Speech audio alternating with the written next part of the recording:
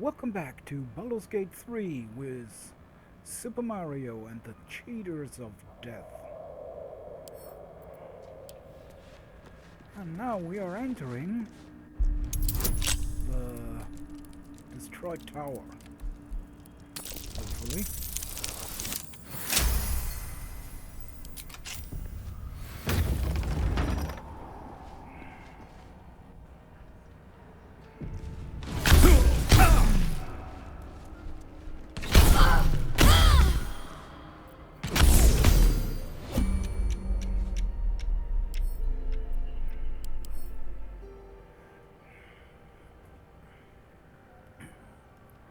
Electricity.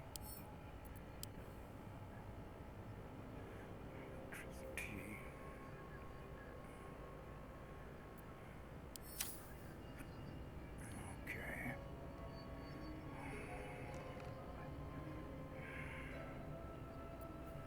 Indolence breeds madness. Yeah, I do not have anything electricity left. Damn, it's good to be alive.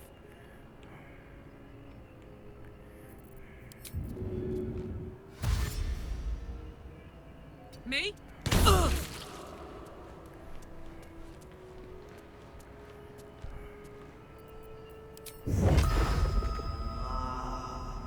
Not in rain.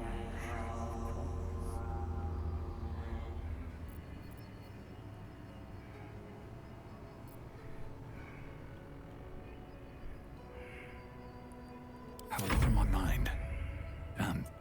Well, in it.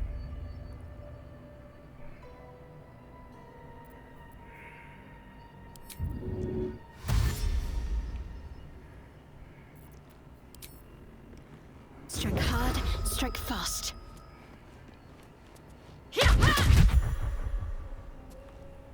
Okay. That's one off. Eager for battle.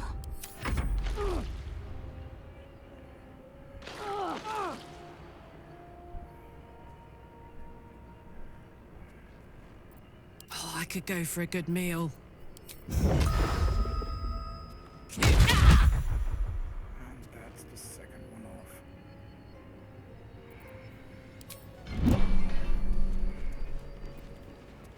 All's well that ends.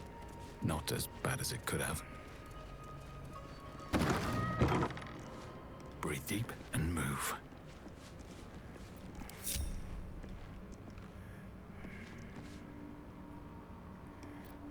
Okay.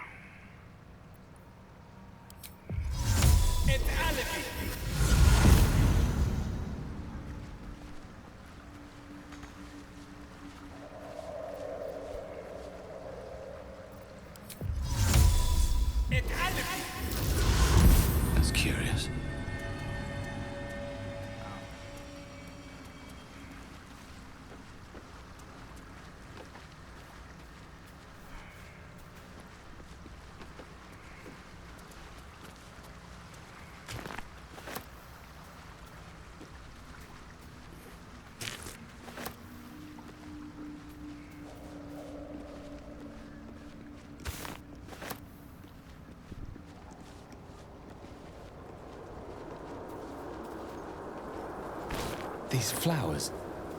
What is this feeling?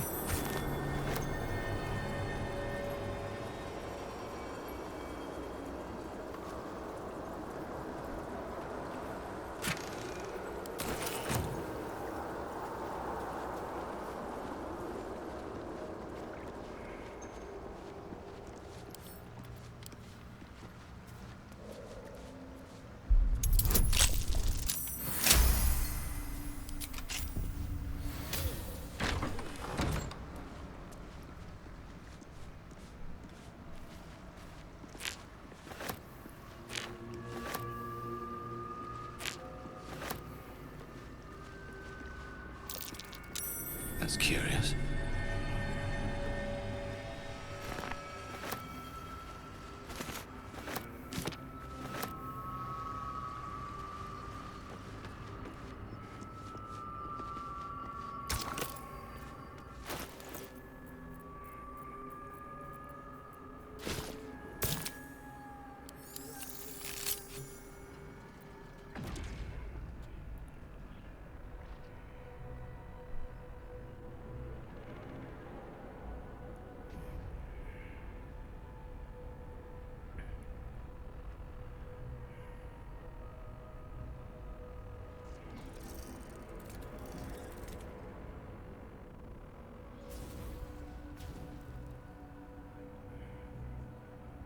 So we are using a plant that is anti-magical to start something that's pretty much magical.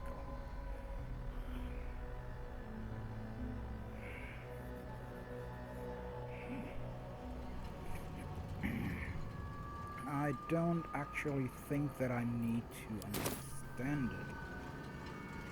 But hey...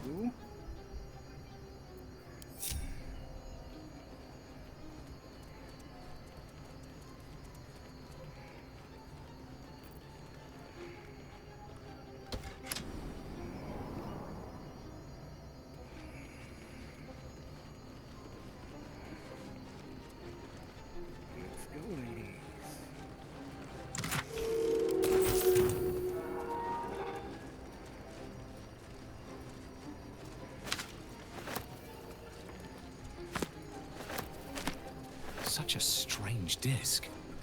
Are these Gith Yankee markings? Lae'zel might know.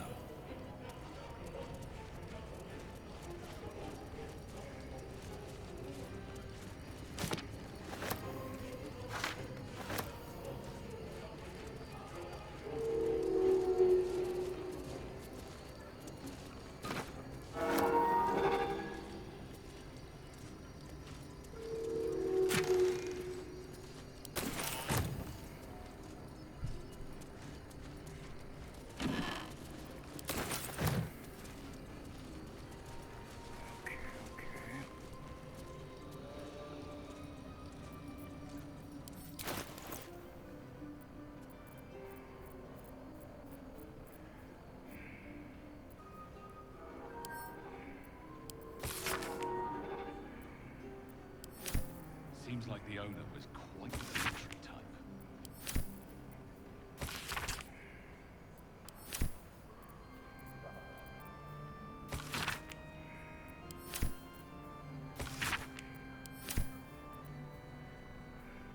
The disc appears in your mind's eye. Lae'zel sees it too, and considers the vision. Tissue markings. Ancient. I recognize them, but I can't make sense. No. Wait. The texts are enciphered, but I've solved the pattern. It's a story. About Orpheus. Your head buzzes in concert with Lae'zel's, but it hardly matters. Even without the connection, you'd recognize her discomfort. Tirsu, you say? What does it mean? Githyanki writing. Every word a wheel, every letter a spoke. The most powerful texts are engraved in slate. Some so ancient, only the most erudite Gish can read them. And who is Orpheus? A traitor. A dead one. This text is heresy. I can hardly bear to read it, let alone speak it.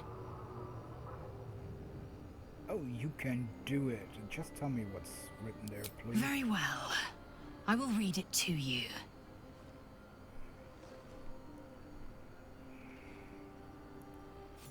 The Prince of the Comet, Part 1. So it was that we were free from Geich shackles and turned our blades on each other. The heavens were shattered, and one great empire was divided in two. Gith traveled to the Hells to broker help for her people, her cause.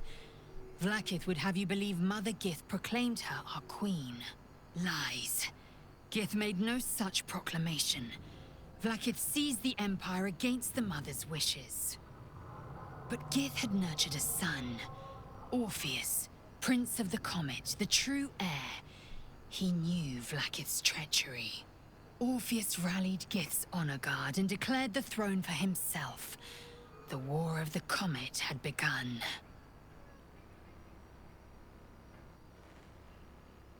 Disregard this drivel.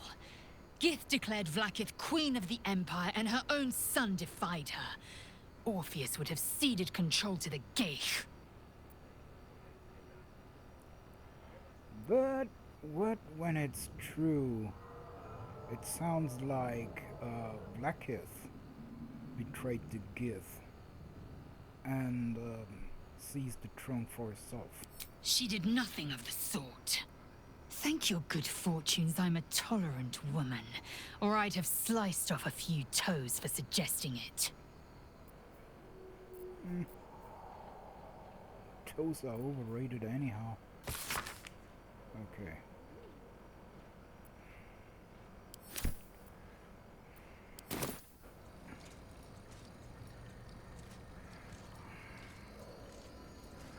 Let's see.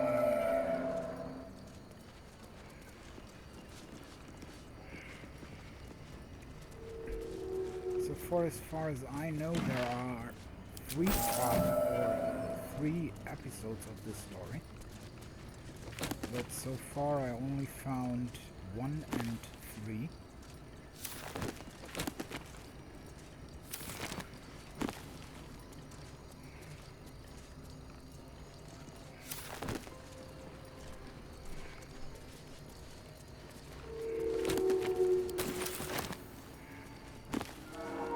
And the last time I figured out I had them, I was already in Baldur's Gate.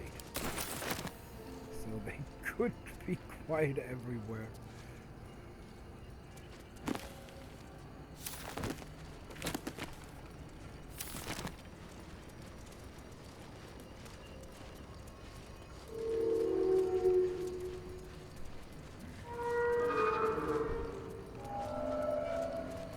Okay.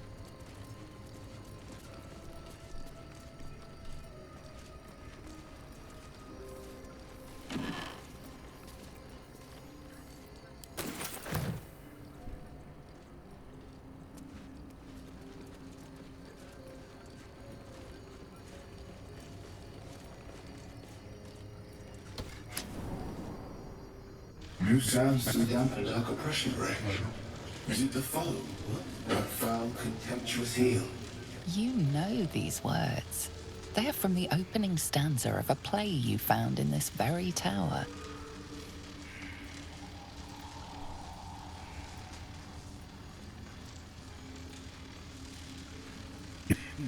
Or are you a friend, savior from loneliness. From out of love for me, not love for blood and steel. Command as you see fit, my lord, my liege.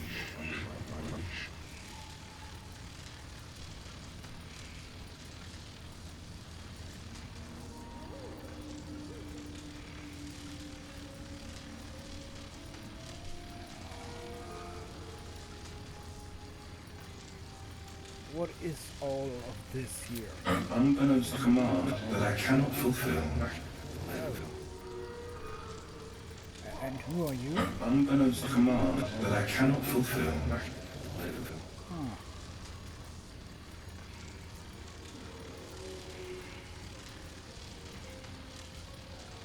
Silence is pulling, and I'm all alone.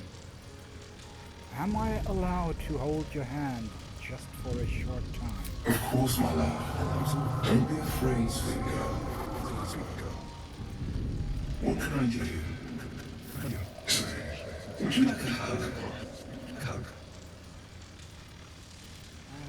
No thanks, I'm fine. You're strong. You are stronger than you ever knew. Remember, I'm always here for you, and you will never walk this path alone.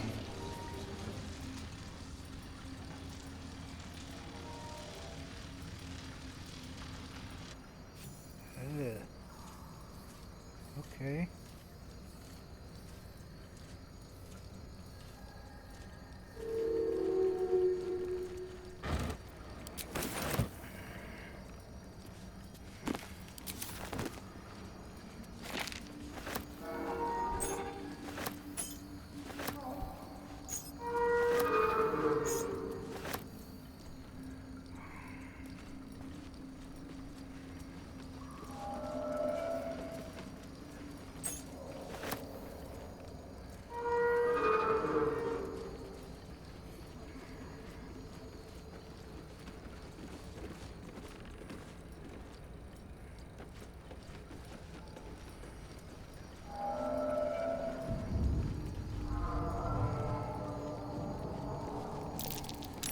Something over there.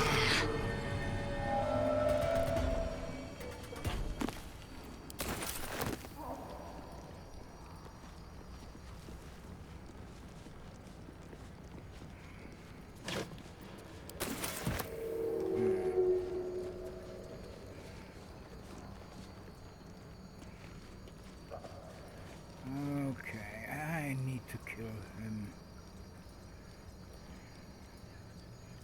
Because Baldurs has the key to get in the very low section of this tower.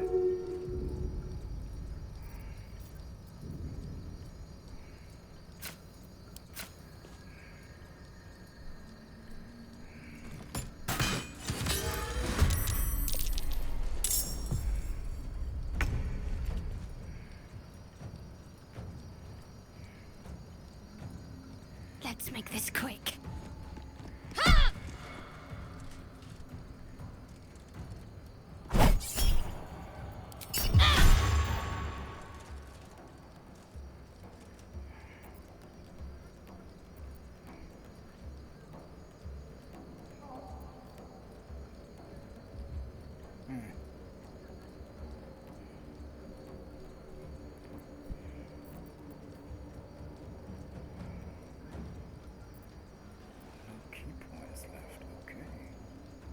Where do I go from here?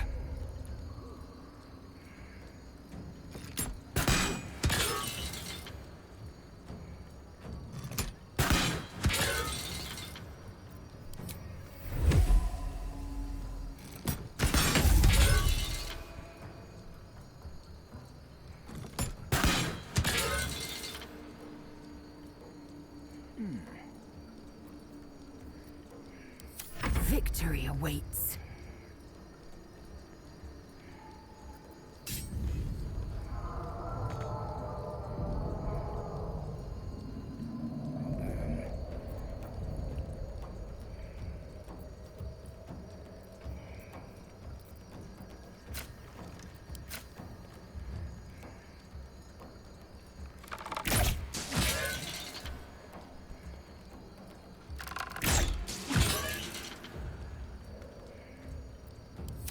Karlak. It's go time. Ready for this?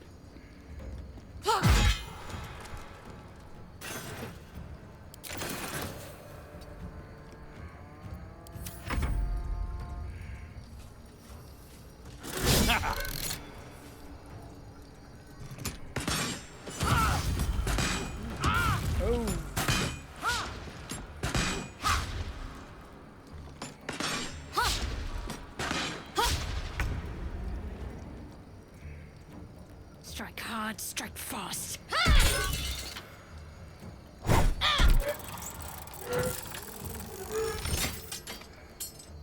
Got to move. Well, so much for peace. And quiet.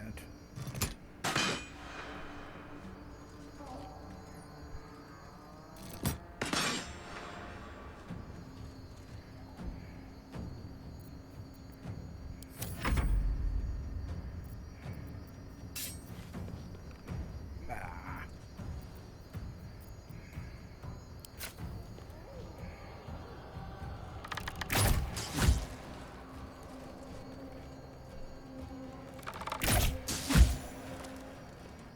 Huh. Okay. Watch this. Knees high.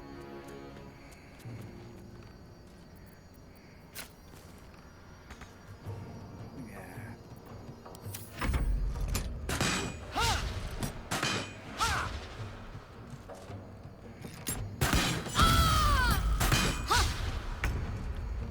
First attack, then move.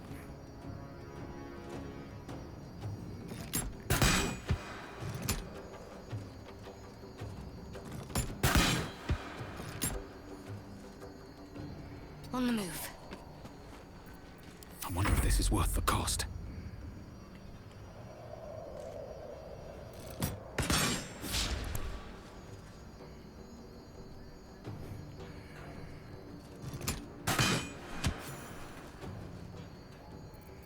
Time to strike.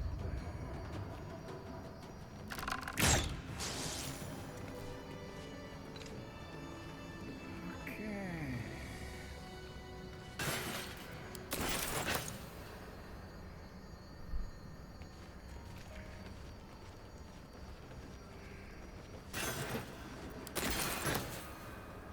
Never wanted the easy path.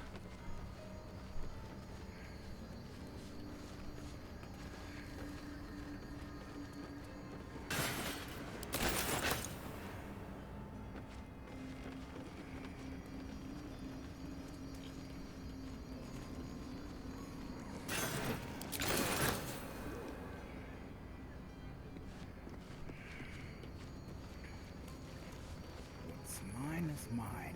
Is mine is mine is mine is mine. Is mine is mine is mine, not yours.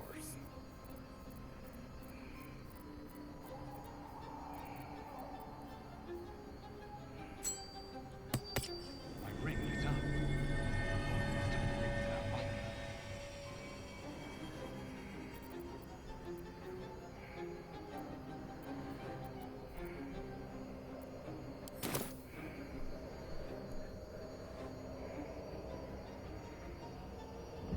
Come on.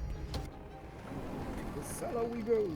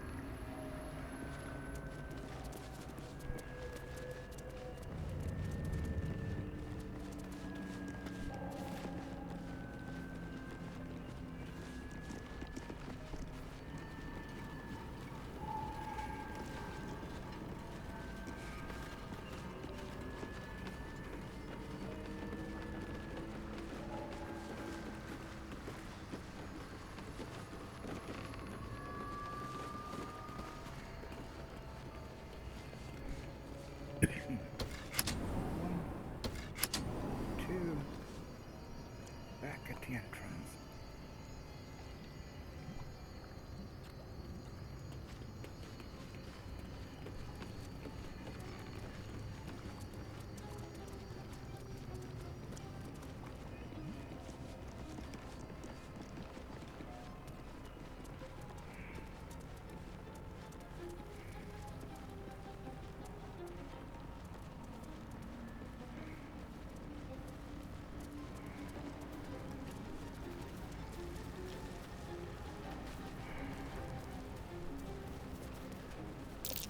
That's curious.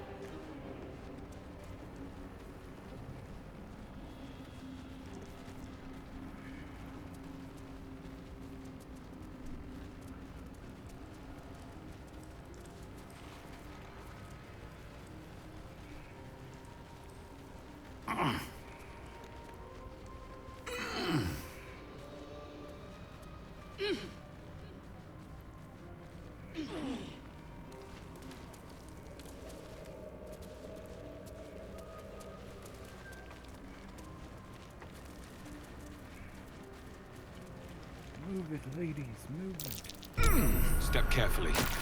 There's a trap.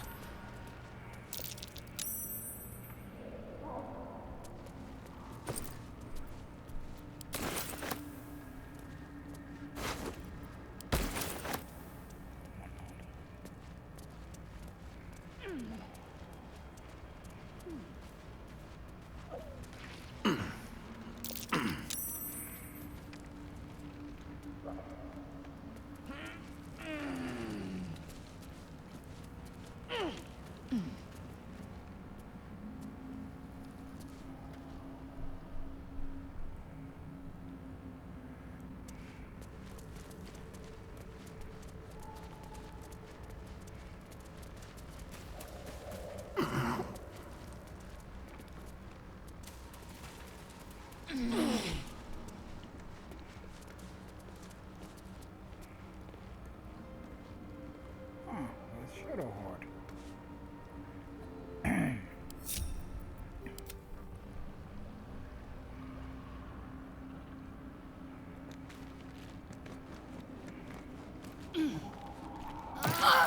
Need to keep going.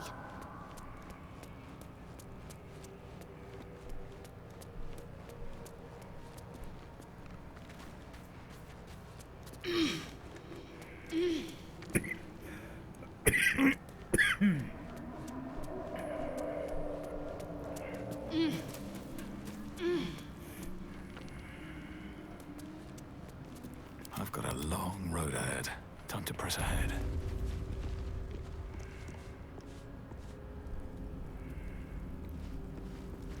Yeah, we are going to take a break.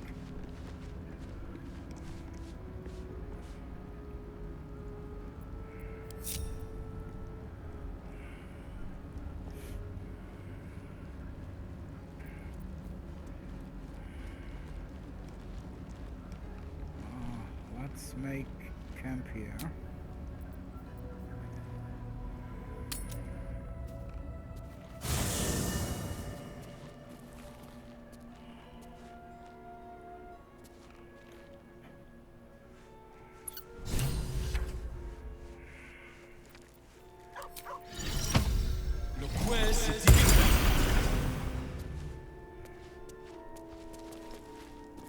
The dog holds a well-chewed ball in his mouth.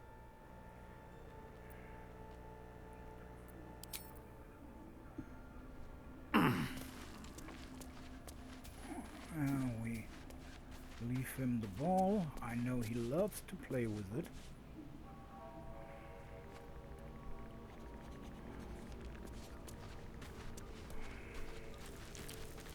But I actually am not really feeling like throwing it all the time. My condition likes being ignored as little as I do. I must Again? consume another artifact. And soon. Yeah. Let's see.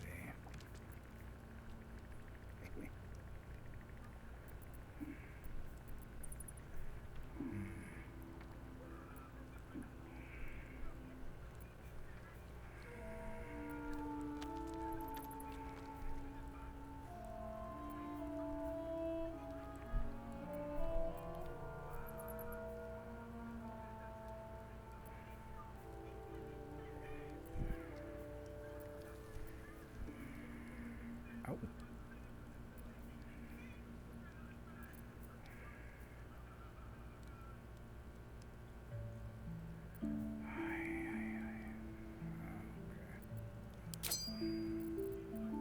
Thank you.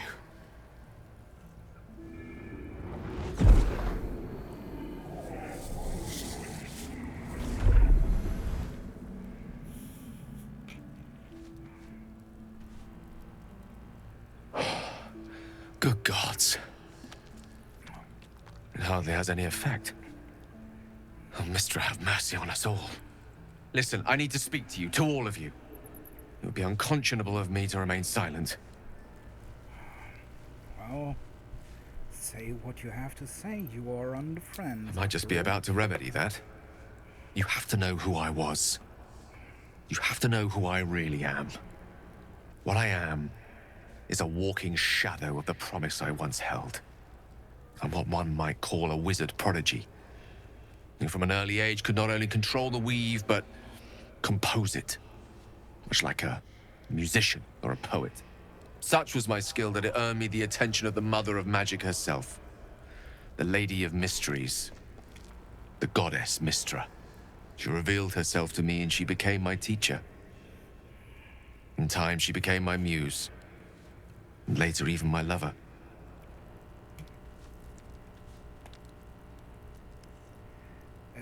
You want to try to tell me that you banged a goddess? Oh, yes. We enjoyed each other's company. Body, mind, and soul. But even so, I desired more. You see, no matter how powerful a wizard we mortals can become, we never scratch more than the surface of the weave. Mistra keeps us in check. There are boundaries she doesn't let us cross, yet every time I was with her, I stood on the precipice, gazing into the wonders that lay beyond. I sought to cross her boundaries.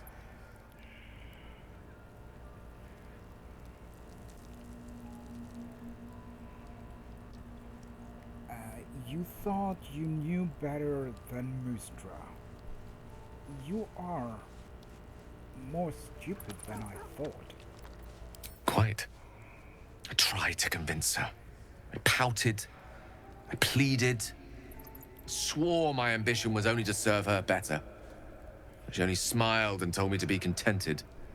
But inconceivable as it seems to me now, I shared a bed with a goddess, and yet I wasn't satisfied. So I sought to prove myself worthy to her instead. We come now to the crux of my folly. Shall I share the story behind it, or would you rather head straight to its sordid finale? That sounds kind of interesting, so just tell me the whole story. Very well. Here goes. Once upon a very long time ago, a mighty lord lived in a tower. A flying tower, to be precise.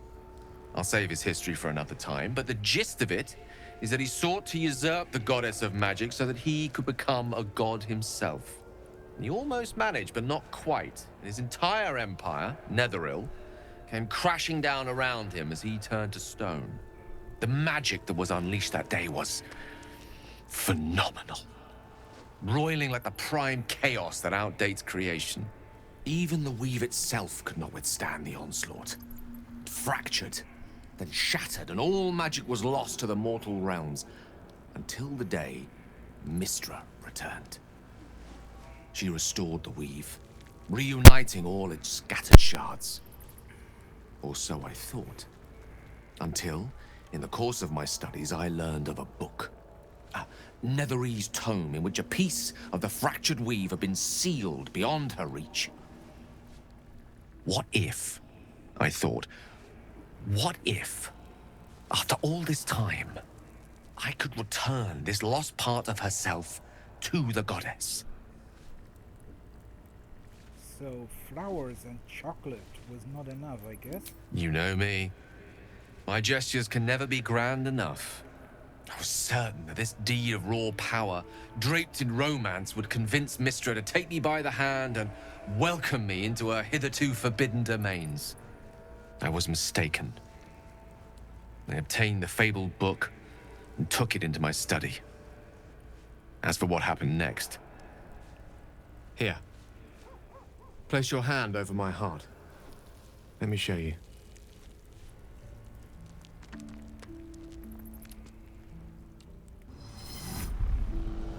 You feel the tadpole quiver as you realize Gale is letting you in. Into the dark. You see through Gale's eyes, staring down the corridors of a dread memory. A book, bound, and suddenly opened. Inside there are no pages, only a swirling mass of blackest weave that pounces. Its teeth, its claws, it's unstoppable as it digs through and becomes part of you. And God says it ever hungry.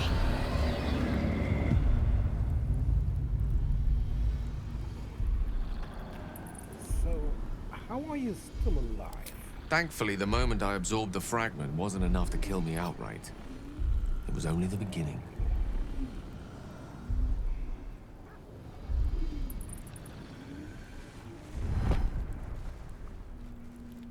This Netherese blight, this orb, for lack of a better word, is balled up inside my chest. And it needs to be fed. As long as I absorb traces of the weave from potent enough sources, it remains quiet. Were it ever to fully destabilize, however.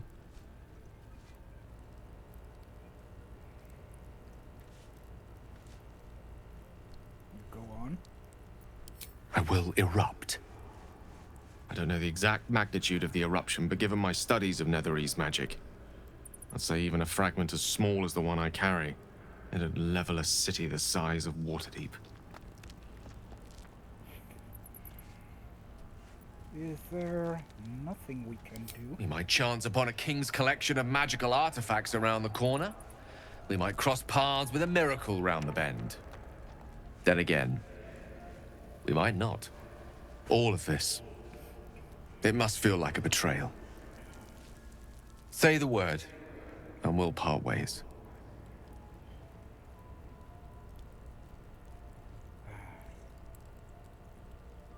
Well, we got that far, so let's stay together. Who knows what a magical bomb is good for? That is a great relief. Oh, a great relief indeed. You truly are a soul that steals my own. From all my new rallied heart, I thank you. I thank you all. I understand if you stand against me. I'm humbled if you stand with me. Either way, I will do my best not to let you down. I stand at a precipice, but if you do not give up hope, neither shall I. I'll fight. I'll resist as long as I can. Now, even I am tired of the sound of my own voice. Let us venture forth.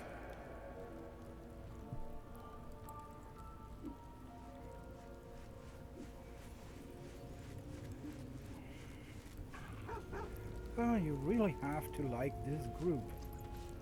I mean, we have 2 bombs running around. One of them made of infernal fire. The other one of anti-magic.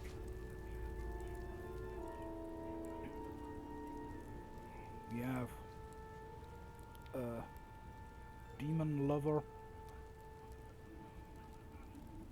and 2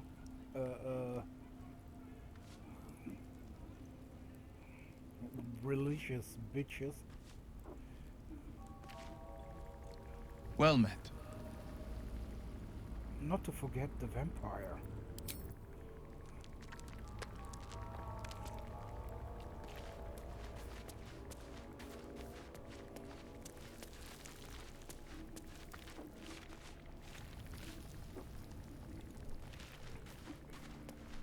Which actually throws out the question, would it really so bad if they all turned into mind flayers? Hey, you. So how does it come that you have such a thing in your chest? The year, 10 air. The place, sleepy little town called Baldurs Gate. Our hero, Karlach, a knock-knee delinquent from the outer city with everything to give and nothing to lose. I was a kid looking for a way to fill my days and make some cash when I fell into the wrong crowd. Worked for a guy I respected. A lot. Turns out the feeling wasn't mutual. Through the jigs and the reels, he made a deal with Zariel behind my back. You know Zariel, right? Archdevil of Avernus. She put this thing in my chest and set me to work. Well, to war. I learned quick how to stay alive. And the engine served me when it came to killing devils. 10 years of that. The stories I could tell.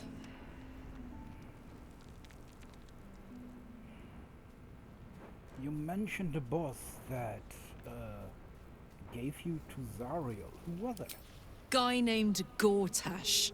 Politician. Inventor. One of these wheeler-dealer types who seems to have a finger in every pie. I guess I was naive to think everything he got up to was above board. What did I know? I saw a job. A good job. With people I liked. Doing work I was good at.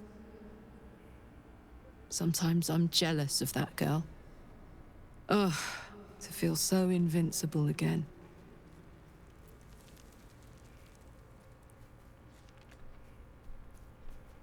Sounds as if we need more infernal iron to repair the machine. Let's hope Damon is as good as he seems.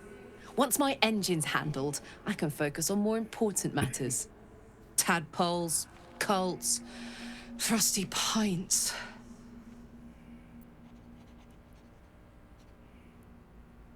What does this infernal machine do to you? Gives me energy.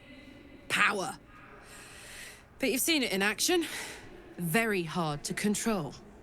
If I'm excited at all, angry, nervous, delighted, enticed, I burn hot. Hot enough to burn anyone who gets close.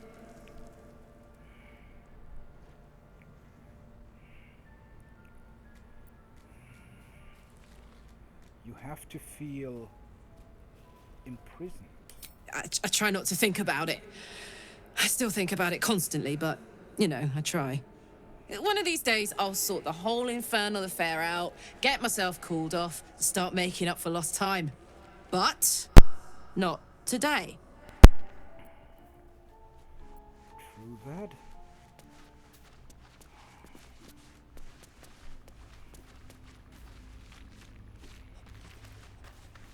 Well, hello. What can I do for you? What do you think waits for us at the Towers of Moonrise? Who knows? Drow? Mind flayers? Death? Hopefully not ours. But maybe answers. If we can convince the right people to talk.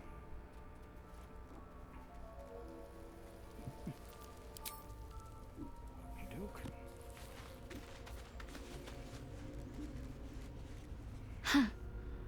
So, that's what people mean when they talk about butterflies in their stomach. Did you want something? It seems this artifact is protecting us somehow. Do you still have it? Quite the understatement, but yes, I have it. And I'll guard it with my life. Strange that you would have the one thing that can protect us. Where did you get it? I was part of a group sent by my cloister. We were to take the artifact from the Githyanki and bring it to Baldur's Gate, no matter the cost. Though it turned out the cost was very steep. I was the only one of the group to survive. I took the artifact and fled, only to be ensnared by mind flayers before I could finish the mission. That's all I know. That's all I need to know.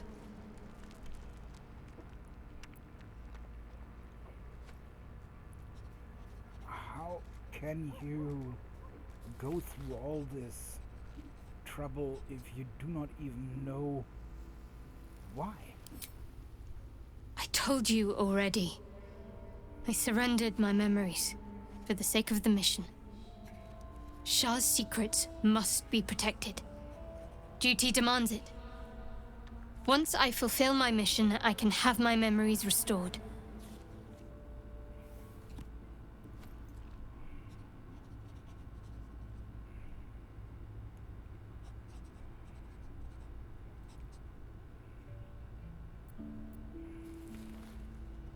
Well, that sounds pretty amazing, but I really would more like to know what I bargained for. That's not a luxury open to many people, us included. I have my faith to turn to instead. You should find something of your own. Okay.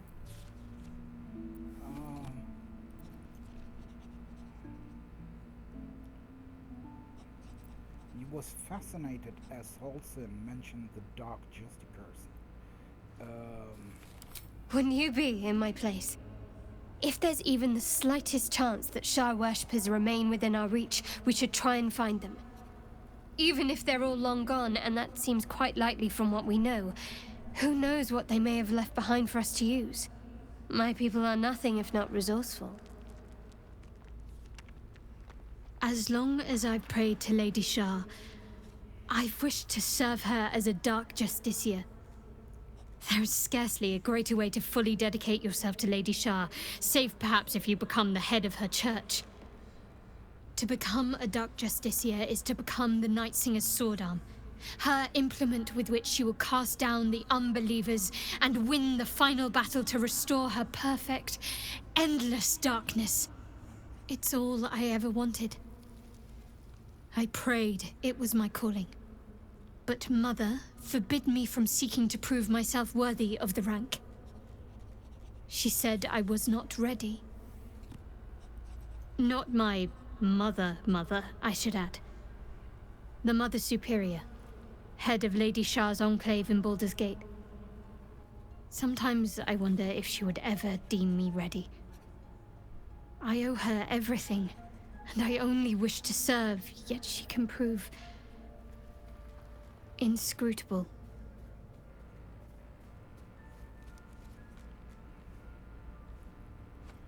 Do you think that you will ever become a Dark Justiciar? I don't know. Perhaps if I succeed in my mission and reach Baldur's Gate. Hope has little place amongst Lady Shah's children. It's an illusion, a distraction. But for this, I hope my time will yet come.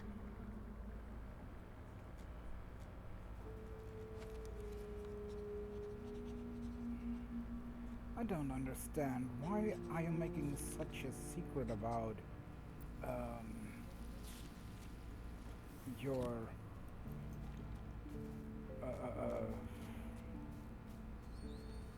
air guides, your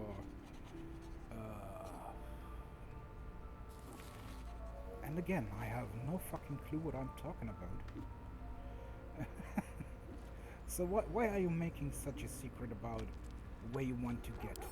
Dark Justiciars are hated by many, judged to be ruthless fanatics.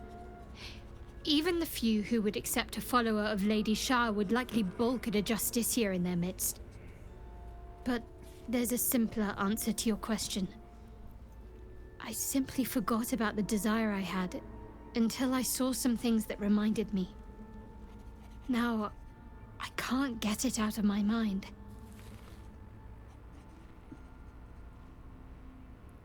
Thanks for telling me.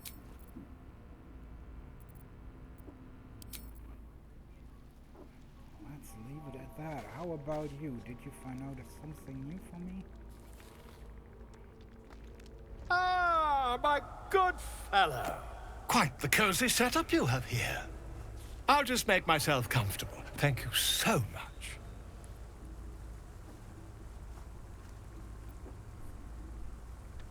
Anything new that could help me with my parasite problem?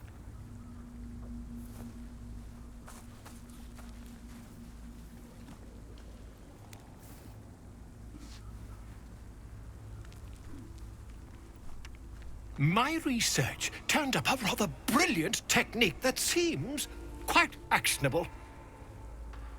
It's not too deep, just behind the orbital socket. I could attempt an extraction. I've a needle in my tunic, after all. Needle.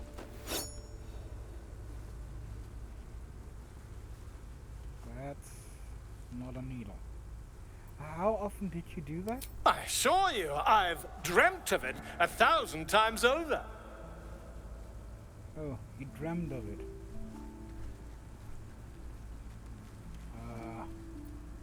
Okay. I'll totally trust in dreams. Volo carefully holds one of your eyes open and begins to prod uncertainly with the needle.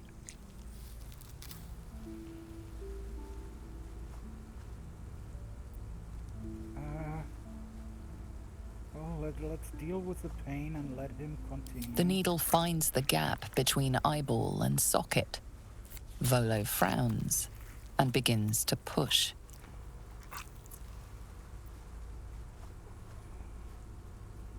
Let's make some fist. Pain shoots through your body as the needle snags on your optic nerve. I think I have it! The needle seesaws back and forth, plucking the nerve like a harp string. Oh, bother. There's some obstacle in the way. I shall need a more robust implement.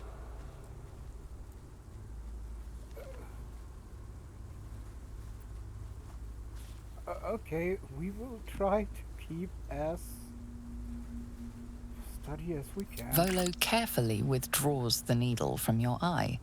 Then, reaching into his bag, he produces an ice pick. Are you fucking kidding me? Okay, let's check out the tool that let him go on. Volo slowly brings the ice pick closer to your eye.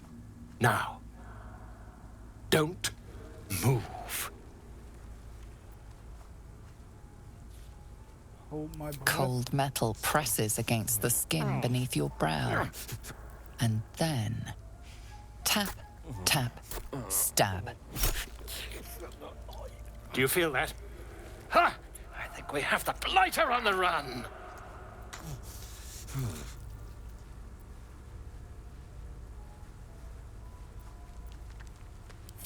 I agree. It's a feisty critter.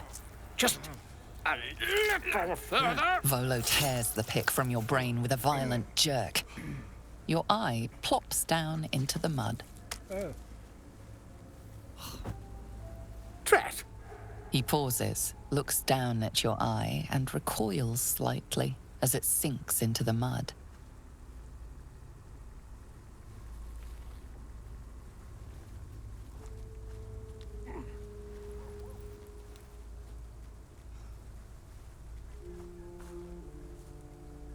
There appears to be an amount of cosmetic damage.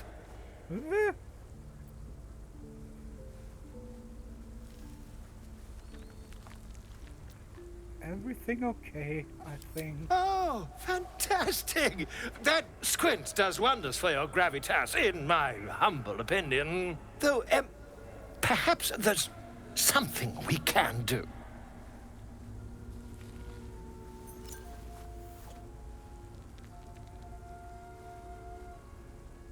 Take this.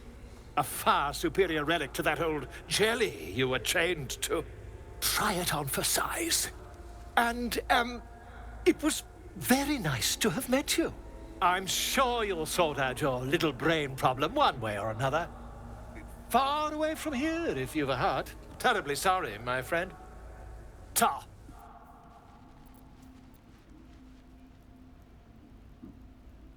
Ouch. Bleeding eye. Okay.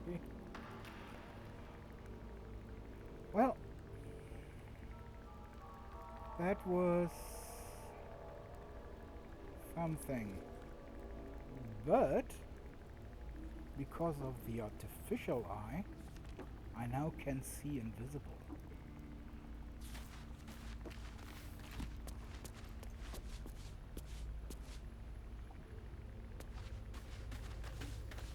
Speak.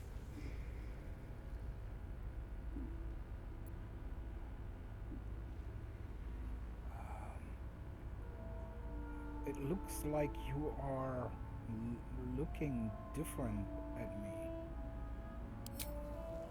I hadn't thought myself so transparent. Really? Well, you'd be a succulent meal. I would like to have gorged. But you've been prodded and picked over like a suckling boar. I prefer fresher meat. Okay.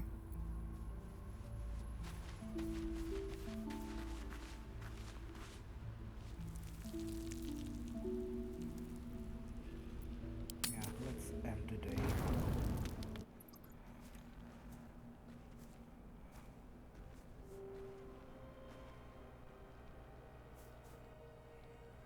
The air is heavy. Moisture drips down your forehead. Pain shoots through your fingers.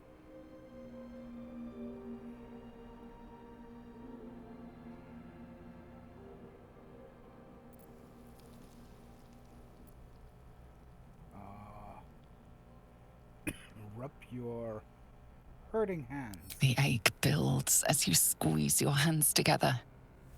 Were your fingers always so thick? Your skin always so sticky?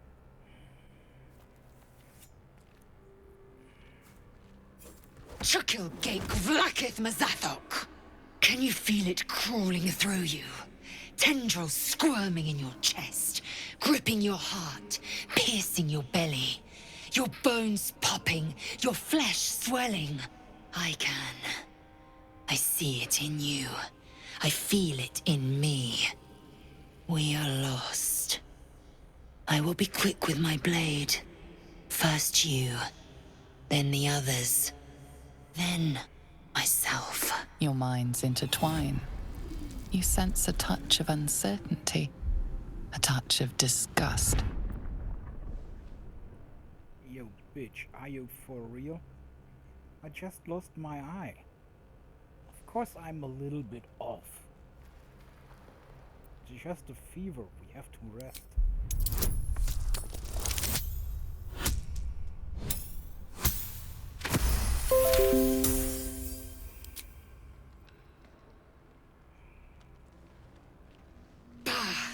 I cannot trust my own mind. So it seems I must trust yours. I will wait. But know this.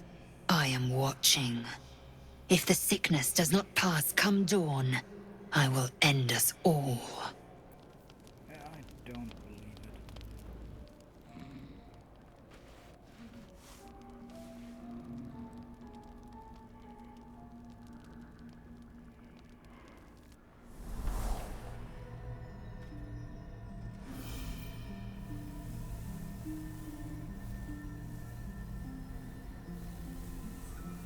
I came just in time.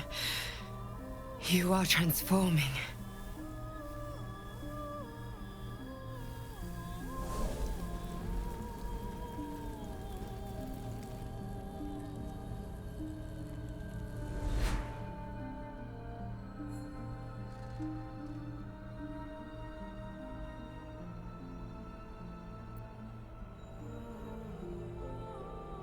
I know your voice, I've heard it somewhere. Yes, you have. I saved you before.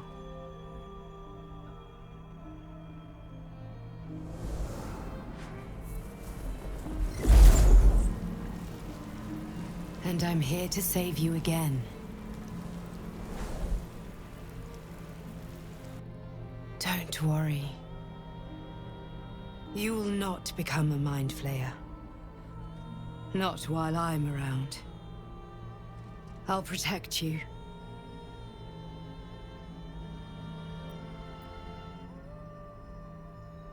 Stand up on myself. Independent. Good.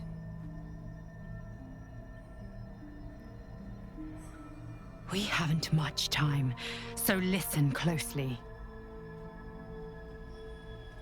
There is great potential within you. It comes from that parasite. Your instinct is to resist the power it gives, but you must accept it, nurture it.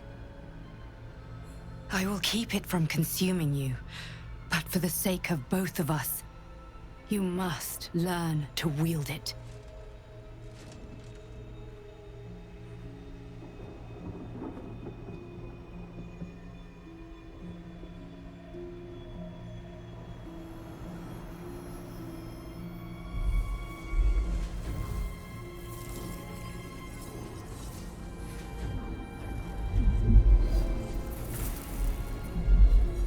A fight for the fate of Faerun. A fight we are losing. For now. You can change that, but only if you embrace your potential.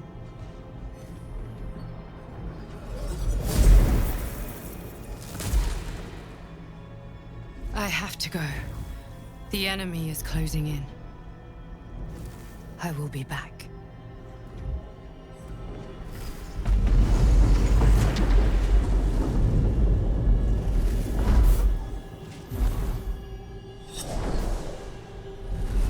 Wake now. You'll feel better. I promise.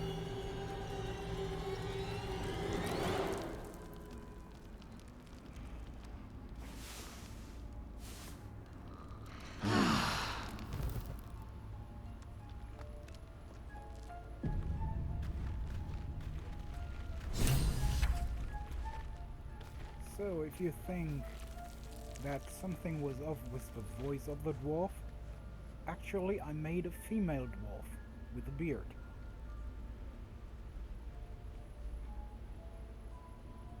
For reasons that are, well, deeply inside the game, I would say.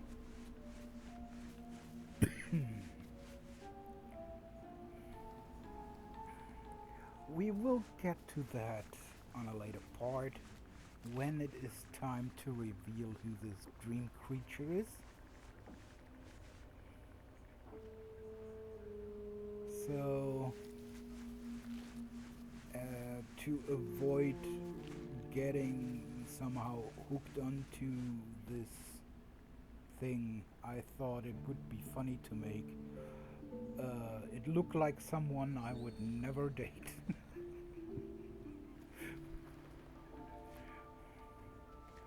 Let's just leave it at that for now.